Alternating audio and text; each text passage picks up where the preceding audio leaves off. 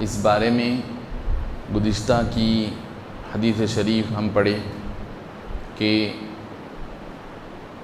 اسلام کامل ہوتا ہے اعمال صالحہ سے، اور مہاجر بظاہر تو وہ ہے جو اپنے وطن کو چھوڑ کر دوسرے وطن دوسرے مقام میں منتقل ہو جائے، لیکن جیسے حقیقی معنی میں مسلمان یا مومن کامل وہ ہے جو دل کے اعتقاد کے ساتھ ساتھ اعمال صالحہ بھی کرتا رہے، اللہ کے احکام کو بھی بجا لاتا رہے۔ اور مہاجر حقیقت میں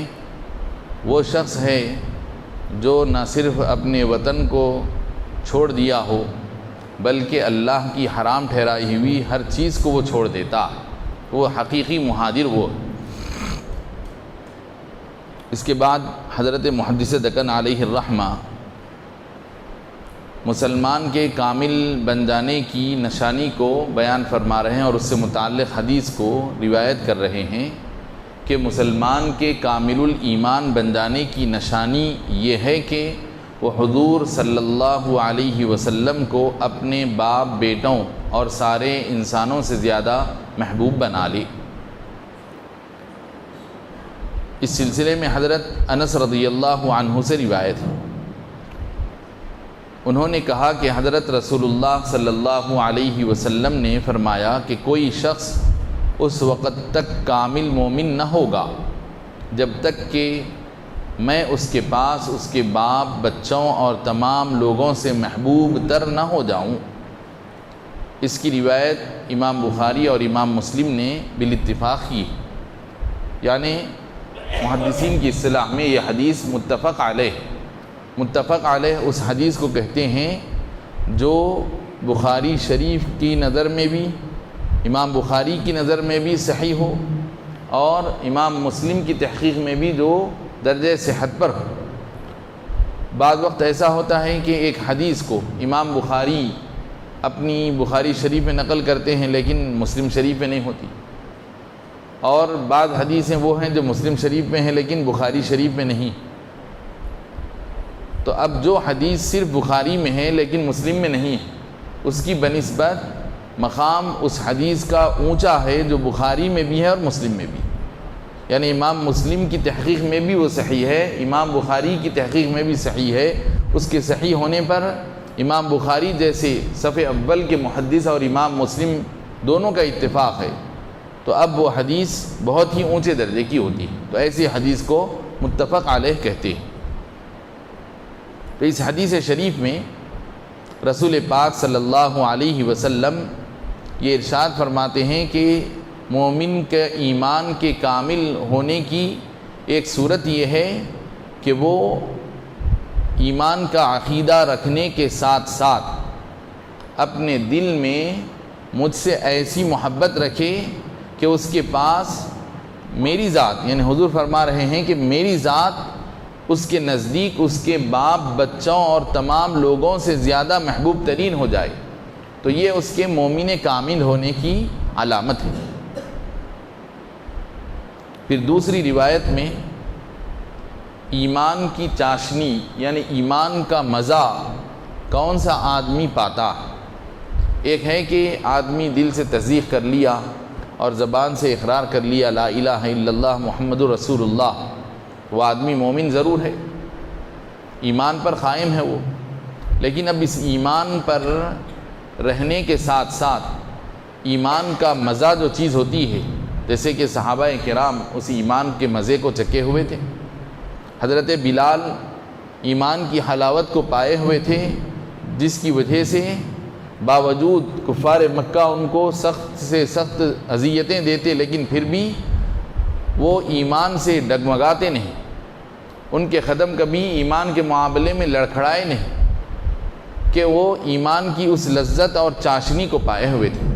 تو آخر وہ کون سی لذت ہے ایمان کی اور کس شخص کو وہ نصیب ہوتی ہے؟ اس حدیث شریف میں بتایا جا رہا ہے کہ حلاوت ایمانی یعنی ایمان کا مزہ اور اس کی لذت اور اس کی مٹھاس تین چیزوں سے حاصل ہوتی ہے۔ حضرت سیدنا انس رضی اللہ عنہ سے روایت ہے،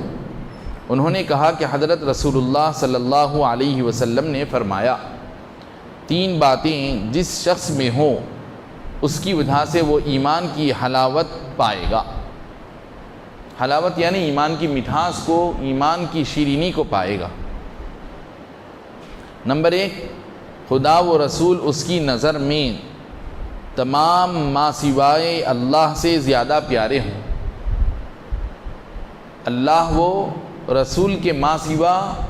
جو چیزیں ہیں کائنات میں، ان سب سے زیادہ اس کی نظر میں اللہ اور اس کے رسول پیارے ہوں. ایک بات. دوسری بات، اس کو اگر کسی سے محبت ہو تو صرف خدا کے لیے ہو. پہلے تو یہ کہ اس کے پاس پوری کائنات میں اللہ اور اس کے رسول سے ہی سب سے بڑھ کر محبت ہو. پھر اب اللہ اور اس کے رسول کے علاوہ اگر کسی سے اس کو محبت ہو تو وہ محبت بھی اللہ اور اس کے رسول کی خاطر ہو. پھر تیسری بات یہ کہ جو کفر کی طرف لوٹ جانے کو، یعنی ایک مرتبہ مسلمان بن گیا، کافر تھا کوئی شخص، اسلام قبول کر لیا، اب اسلام قبول کرنے کے بعد پھر کفر کی طرف پلٹ رہا ہے، یا یہ کہ پیدائشی ایک شخص مسلم گھرانے میں پیدا ہوا، پیدائشی طور پر مسلمان ہے،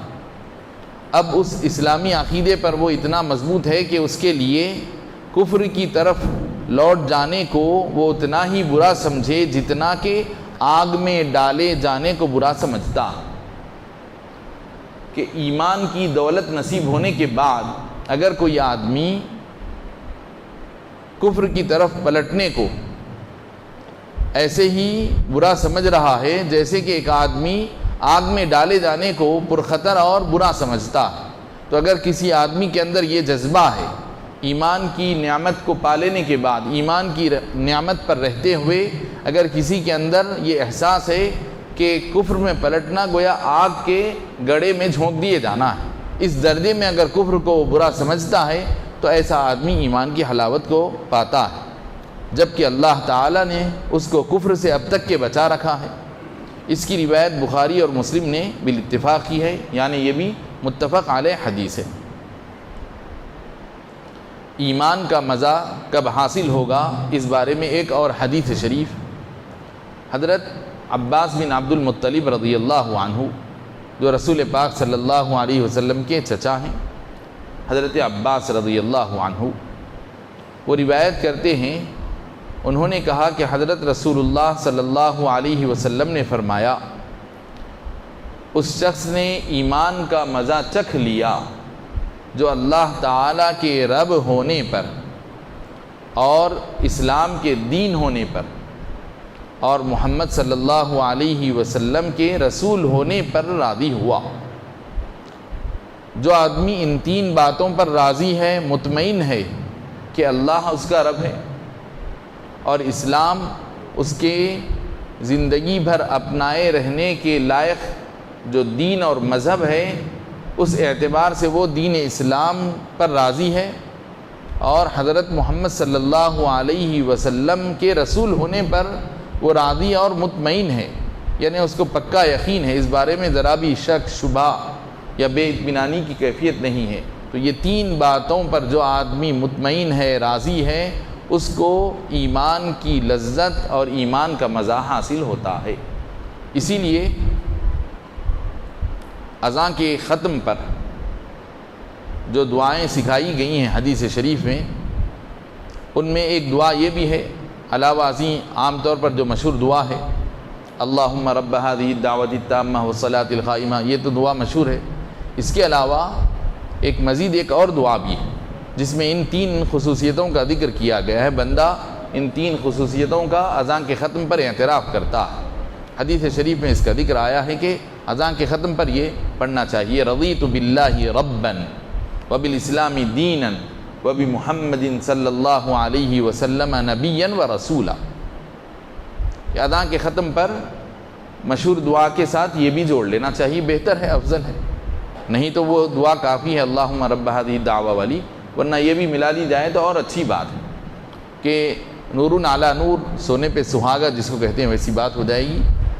تو یہ جو حدیث میں ایمان کی لذت کو پانے کے لیے آدمی کو جو 3 خصلتوں پر راضی ہونے کی بات کہی گئی ہے، اسی کا ذکر کر کے اس حوالے سے اذان کے ختم پر یہ دعا پڑھنے کی تلقین کی گئی ہے، رضیت باللہ ربا، میں راضی ہوں اللہ سے رب ہونے کے اعتبار سے، وبالاسلام دینا، اور مذہب اسلام سے دین ہونے کے اعتبار سے میں راضی ہوں، اور وبمحمد صلی اللہ علیہ وسلم نبیا و رسولا، اور حضرت محمد صلی اللہ علیہ وسلم کی ذات ستودہ صفات سے میں راضی ہوں، اس اعتبار سے کہ وہ اللہ کے نبی ہیں اور اللہ کے رسول ہیں۔ تو ایسے شخص کو ایمان کی لذت اور ایمان کا مزہ ملتا ہے۔ تو جب وہ مزہ اور اس کی چاشنی جب کسی انسان کو نصیب ہو جاتی ہے تو پھر اب اس کے لیے دنیا و ما فیہا کی نعمت، دنیا کی بڑی سے بڑی نعمت، بڑی سے بڑی اس کے لیے کیا چیز بھی ہو، وہ سب اس کے لیے ایمان کی اس لذت کے سامنے ہیچ لگ جاتی ہے۔ یہ چند روایات آج کے درس حدیث میں ہم اپنے مطالعے میں لائے ہیں۔ انشاءاللہ پھر ایمان سے متعلق اور ایمان کی خوبیاں اور اس کی کیا ثمرات ہیں، اس سے متعلق، اور یہ ہمارا چیپٹر باب کا سلسلہ چل رہا ہے، انشاءاللہ ہم اس کو آہستہ آہستہ آگے تکمیل تک پہنچائیں گے۔ اس کے ساتھ ساتھ درس حدیث کے ساتھ ہمارا یہ ہفتہ واری درس عامۃ الناس کی سہولت اور شرعی رہنمائی کے لیے فقہی احکام کے بیان پر بھی مشتمل ہوا کرتا ہے۔ اس میں طہارت، نماز وغیرہ کے احکام بھی بیان کیے جاتے ہیں، تاکہ اس سلسلے میں اگر کوئی شرعی رہنمائی کی ضرورت ہو تو وہ حاصل ہو جائے اور ضرورت پوری ہو۔ اس لیے اس کے ختم پر آپ حضرات کے لیے اس بات کی بھی گنجائش ہے کہ آپ حضرات کوئی شرعی سوالات ہوں تو سوال بھی کر سکتے ہیں، انشاءاللہ اس کے جوابات دیے جائیں گے۔